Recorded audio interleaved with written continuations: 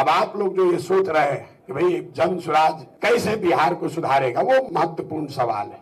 भाई साहब हमारे संविधान सभा में जुड़े हुए हैं, इनका सवाल ठीक है।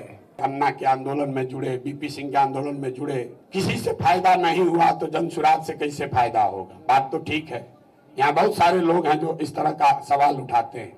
मेरे भाई प्रशांत किशोर का जन स्वराज का आंदोलनों में कोई यकीन नहीं है।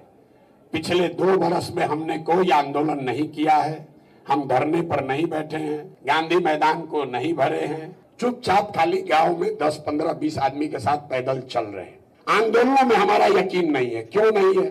मानव सभ्यता के इतिहास को आप जाकर पढ़िए। बिहार में नहीं, देश में नहीं, पूरे दुनिया में मानव सभ्यता के इतिहास को आप पढ़ेंगे तो आपको पता चलेगा कि फ्रांस की क्रांति को अगर अपवाद के तौर पर हटा दिया जाए तो दुनिया में आज तक किसी भी आंदोलन से सृजन का, समाज के सृजन का कोई काम नहीं हुआ है। आंदोलन सृजन का हथियार है ही नहीं, ये आपके मन में भ्रम है।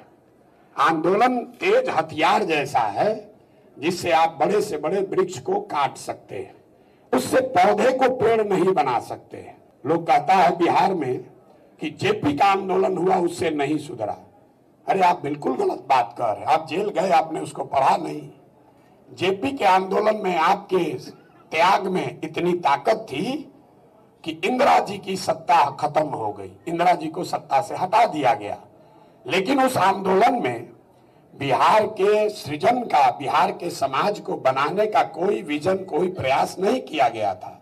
तो जन स्वराज आंदोलन नहीं है, ये नीतीश कुमार को सत्ता से हटाने के लिए नहीं है, ये लालू जी को सत्ता से रोकने के लिए नहीं है। ये बिहार में नई व्यवस्था बनाने का प्रयास है जिसमें धीरज चाहिए। ये एक दिन में धरना प्रदर्शन करने से नहीं होगा।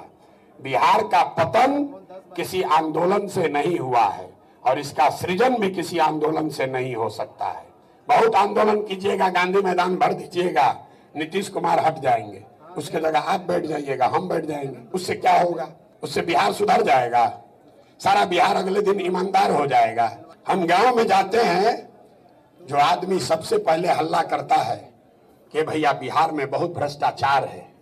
हम हर सभा में कहते हैं कि 2 वर्ष पहले मुखिया के चुनाव में 500 रुपया लेकर वोट दिया आपने, मुर्गा भात खाकर जात के नाम पर वोट दिया आपने, 2 पाउच पर वोट का सौदा किया आपने। तो आपका मुखिया विधायक चोर नहीं होगा तो हरिश्चंद्र होगा? आप बताइए भला, कैसे सुधार दीजिएगा?